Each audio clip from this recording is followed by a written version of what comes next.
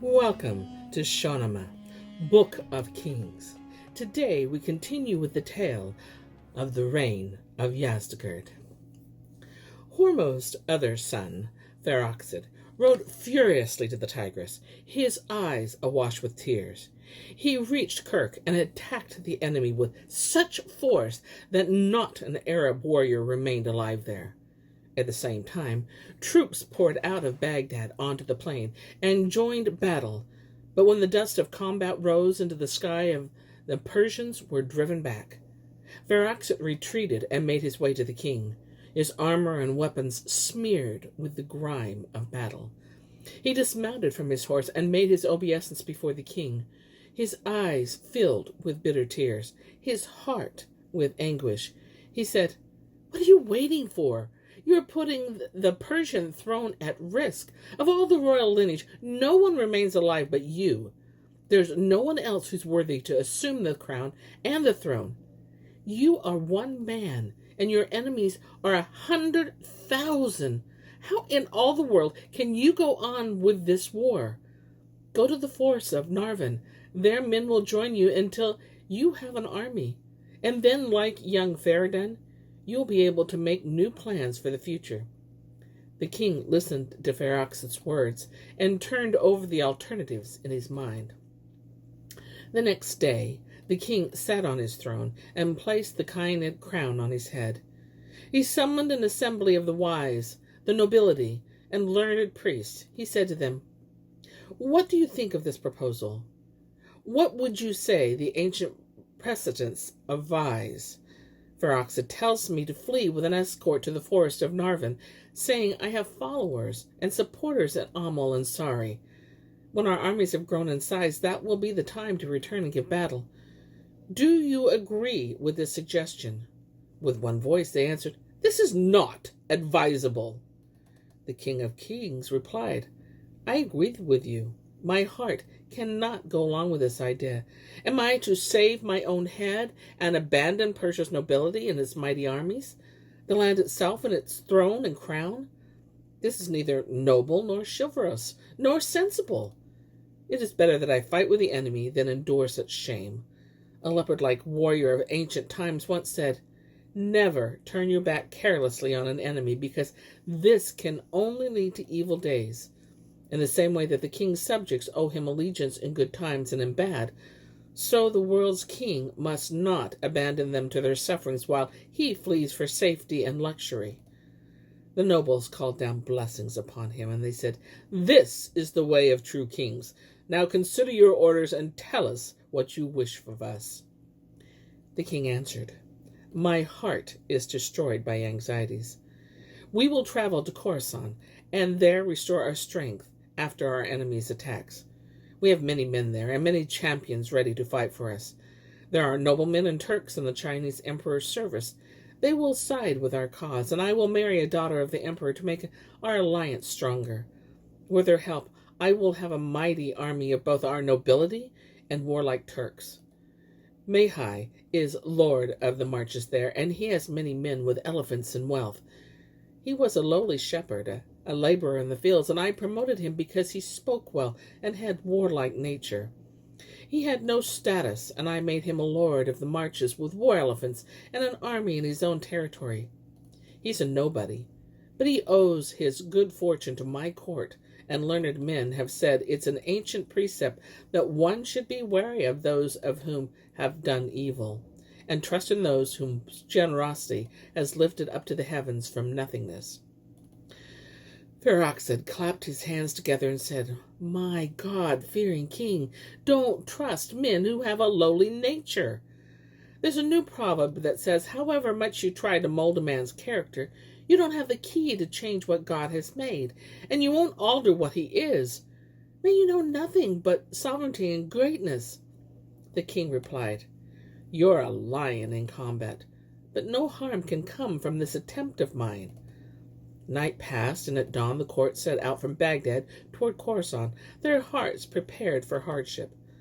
The Persian nobles who accompanied the king were grief-stricken. They invoked blessings on him, praying that the land never lose him, and a cry of sorrow went up from the army when they saw the king was leaving. Persians and subjects of the Chinese emperor alike came forward, weeping to the king, their eyes flowing with tears, and said, "How can our hearts rejoice in our land without a sight of the king? We shall abandon our homes and sons and wealth and share your hardships with you. We have no desire to live without your throne, and may good fortune never turn against you." Eloquent representatives of the Chinese emperor's men bowed their faces to the black earth and said, "We left our land and sought refuge with you. Now we shall go with burning hearts to the emperor, fleeing before the Arabs to the Persian marches." The king's eyes became wet with tears, and he sorrowfully addressed his noblemen. "All of you, pray to God. Praise him endlessly, that I may see you all once again, and that this Arab attack be short-lived. You are my strength, inherited from my father, and I would not have you harmed or share with me an evil fate. We shall see if the heavens can turn toward benevolence again, but make your peace with them, since there is no escaping what they will."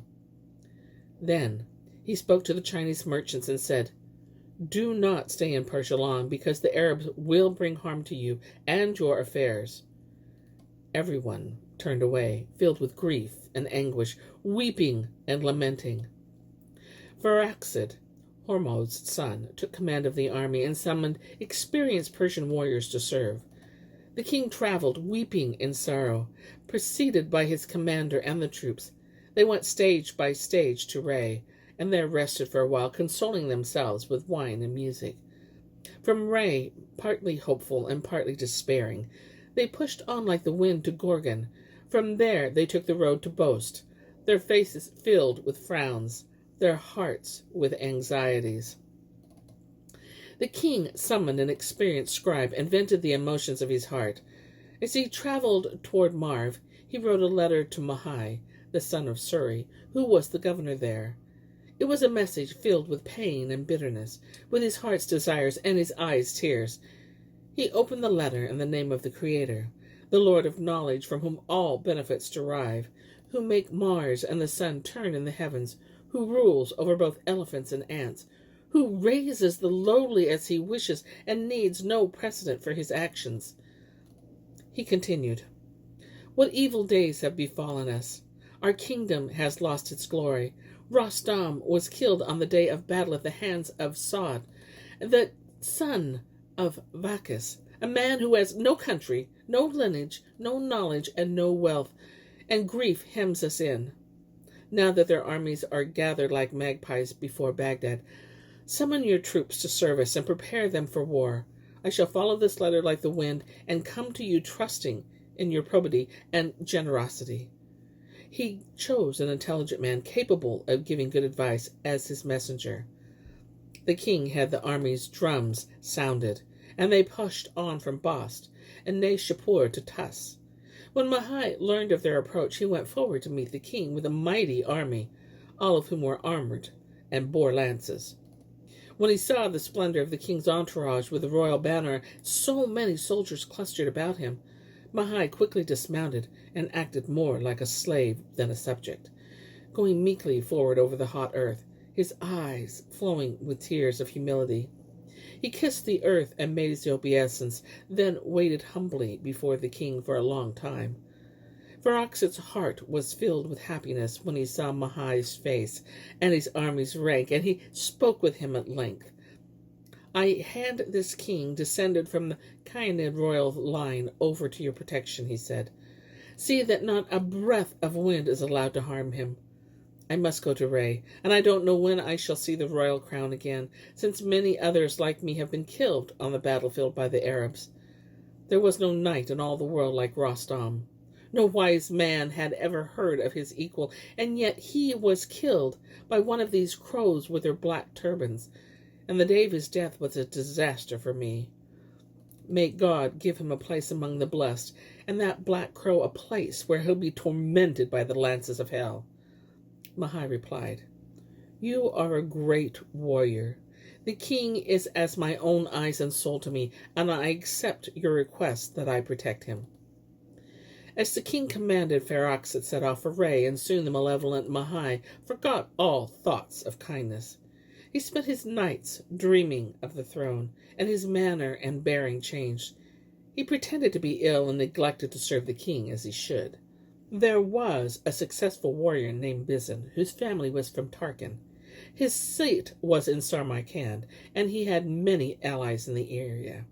When the evil Mahuy was seized by ambition, he wrote a letter to Bizhan. You are descended from a warrior race, and here is an opportunity for you to battle and be profited. The king of the world, with his crown and throne and army, is here. If you attack, his head and crown and throne will be yours, together with his treasures and the black parasol held over the royal head. Bizhan considered the letter and saw that the world was ambitious Mahuy's to take. He said to his vizier, As the most honest of my men, what's your advice on this matter? If I lead my army out to help Mahuy, my situation here will be ruined. The Chinese king will have contempt for me and think of me as an opportunist and a time server. And if I don't do this, people will say I am a coward and afraid to fight. His vizier answered, You are a lion-hearted man, and it will be shameful for you to have offered friendship to Mahuy and then to back out of it. Send your ally Barsan to fight this battle. If you fight just because Mahuy encourages you to, serious men will call you frivolous. Bizhan said, You're right. It's best for me to stay where I am. Send Barsan with 10,000 cavalry to Marv, and we'll see whether he can seize Persia's treasure in his fist.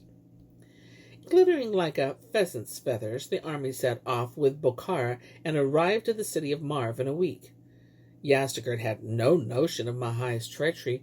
When it was still dark, at the time the rooster crows, the sound of war drums rang out, and as day broke, a horseman came galloping to the king, saying, Mahuy says an army of Turks is attacking, led by the Chinese Khan, and they have so numerous it seems the earth could not bear their weight. What are the king's orders? The king leapt up and strapped on his armor, and the two armies face to face. When Yazdegerd saw the Turks' forces, he clapped his hands together and drew his sword. He appeared before the army, massive as an elephant, and the ground was awash with blood like the Nile. But when the king attacked the Turks, none of his warriors followed him. They all turned their backs on their monarch and abandoned him to the enemy cavalry. And as Mahuy drew back from the fight, leaving him in the midst of enemy forces, Yazdegerd realized his treachery. The king fought furiously, striking out with his sword, urging his horse on with his stirrups, and killing many of the enemy's renowned warriors. But he became more hard-pressed. He turned his back on the battle and fled. With many Turks in pursuit, a Kabuli sword in his grasp, he rode like lightning flashing from a cloud. There was a miller by the river Zark, and there the world's king dismounted and concealed himself from his enemies. Their cavalry were searching everywhere, and all the area was filled with talk of him. The king had abandoned his horse with its golden saddle, his mace and his sword in its golden sheath, and when the Turks came on these, they cried out in their excitement, while the king hid himself away, sitting on dry straw in the mill. This is the way of the deceitful world, raising a man up and casting him down. When fortune was his throne was in the heavens, and now a mill was his lot. The world's favor are many, but they are exceeded by its poison. Why should you bind your heart to this world, where the drums that signal your departure are heard continually, together with the caravan's leader's cry to prepare to leave? The only rest you will find is that of the grave. So the king sat, without food, his eyes filled with tears until the sun rose. The miller opened the mill door, carrying a load of straw on his back. He was a humble man called Khosrow, who possessed neither a throne, nor wealth, nor crown, nor any power. He made his living from this mill and had no other occupation. He saw a warrior like a tall cypress tree, seated on the stony ground as a man sits in despair. A royal crown was on his head, and his clothes were made of glittering Chinese brocade. Khosrow stared at him in astonishment and murmured the name of God. He said, Your Majesty, your face shines like the sun. Tell me, how did you come to be in this mill? How can a mill full of wheat and dust and straw be a place for you to sit? What kind of man are you with this stature and face of yours and radiating such glory, because the heavens have never seen your like? The king replied, I'm one of the Persians who fled from the army of Turan. The miller said in his confusion, I've never known anything but poverty, but if you could eat some barley bread and some common herbs that grow on the herback, I'll bring them to you and anything else I can find. A poor man is always aware of how little he has. In the 3 days that had passed since the battle, the king had had no food. He said, Bring whatever you have and a sacred barsum. The man quickly brought a basket of barley bread and herbs, and then hurried off to find a barsum at the river toll house. There he met up with the headman of Zark and asked him for a barsum. Mahuy had sent people everywhere in search of the king, and the headman said, Now, my man, who is it who wants a barsum? Khosrow answered him, There's a warrior sitting on the straw in my mill. He's as tall as a cypress tree, and his face is as glorious as the sun. His eyebrows are like a bow, his sad eyes like narcissus, his mouth is filled with sighs, his forehead with frowns. If it's he who wants a barsum to pray, if you saw him, you'd be astonished. I put an old basket with barley bread in front of him. The headman said, Run from here and tell Mahuy what you've said. But God forbid that evil-minded man should show his foul nature once it's heard this. And he immediately handed over to the man who took him to Mahuy. Mahuy questioned him and said, Who wants a barsum? Tell the truth now. Fearfully, the miller said, I was carrying some material I needed on my back, and I opened the mill door in a hurry. And it was as if I saw the sun shining in front of me. He had eyes like a deer when it's afraid they were in the dark, as the third watch of the night. The mill seemed filled with sunlight because of him. His crown was studded with uncut jewels, and he was dressed in Chinese brocade. He's like the springtime himself, and no landowner has ever planted a cypress as fine as he. Mahuy considered in his heart all he had heard, and knew that it was none other than Yazdegerd. He turned to the miller and said, Leave this assembly immediately and cut the man's head off. If you refuse, I'll cut your head off here and now, and leave not one member of your family alive. The noblemen gathered there heard his orders, and they all seethed with anger. Their eyes were filled with tears, and every one spoke vehemently against Mahuy's plan, including his own son. When Mahuy had heard his son out, he turned to the miller and said, Get on with it. Go now and spill our enemy's blood. The miller heard, but could not make sense of what he was being told. It was night of the 30th day of the month of Khorasan, when the miller returned to the mill and the king. Mahuy left the court, his eyes filled with tears, his heart with fury, and sent horsemen after the miller, saying to them, The crown and earrings, his seal ring, and the royal clothes must not be stained with blood. Remove his clothes from his body. The miller wept, and his face had turned sallow as he made his way home. He prayed, O bright Creator, thou who art above the heavens' turnings, make this man's soul and body suffer for his evil command he has given me. His heart was filled with shame and fear as he approached the king. His cheeks were stained with tears, and his mouth was as dry as dust. He came up to the king like someone about to impact a secret in a man's ear, and plunged a dagger beneath his ribs. The king sighed at the wound, and his head and crown fell to the dust beside the barley bread that lay before him. A man who understands the world soon says there is no sense or wisdom in its ways. If this is how imperial blood is spilled, and innocents like Yazdegerd are killed, the 7 spheres grow weary of their roles. No longer do they cherish mortal souls. The heavens mingle their malevolence with kindness in ways which make no sense, and it is best if you can watch them move untouched by indignation and by love. The wretched Mahuy's knight saw that the royal tree was felled from the throne and battlefield, and each of them went forward to gaze at his face. They undid the clasp of his purple cloak, and removed his crown and torque and his golden boots. Then as they sat again before the king, they spoke at last and said, May Mahuy's body be like this, weltering in its blood on the ground. Quickly they took the clothes and jewels to Mahuy and said, The king knows neither peace nor war now. He ordered that the body be thrown into the river at night when men are sleeping. 2 callous servants hurried to carry out this command. Unaware of its rank, they dragged the bloody body outside and threw it in the mill pond. When day followed night, 2 religious ascetics came into view, and one of them approached the bank. He saw the naked body floating there and ran horrified back to the monastery door. When he told the other monks what he had seen, "The king is lying naked and drowned in the Zark mill pond," he said, and the monks and the priests came running from the monastery doors, crying out in grief for the king. One of them said, "No one has ever seen such an event or heard of it, not from before the time of Jesus, that a wretched slave, a man of no account, should give a king's hospitality and then murder him. May Mahuy be cursed for this. Alas for your head and crown and noble stature, for your heart and knowledge and wisdom. Alas for the scion of Ardashir, for this young warlike knight.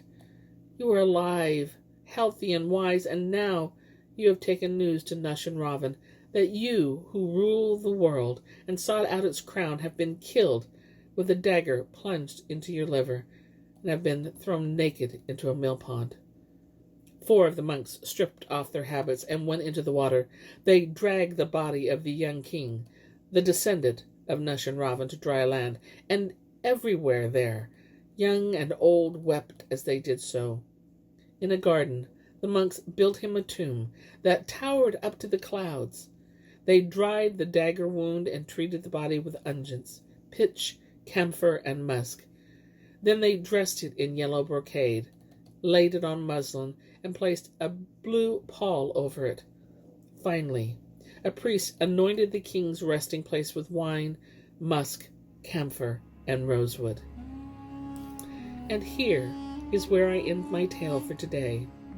But I'll be back tomorrow with more tales, many more tales. Until then, my friends,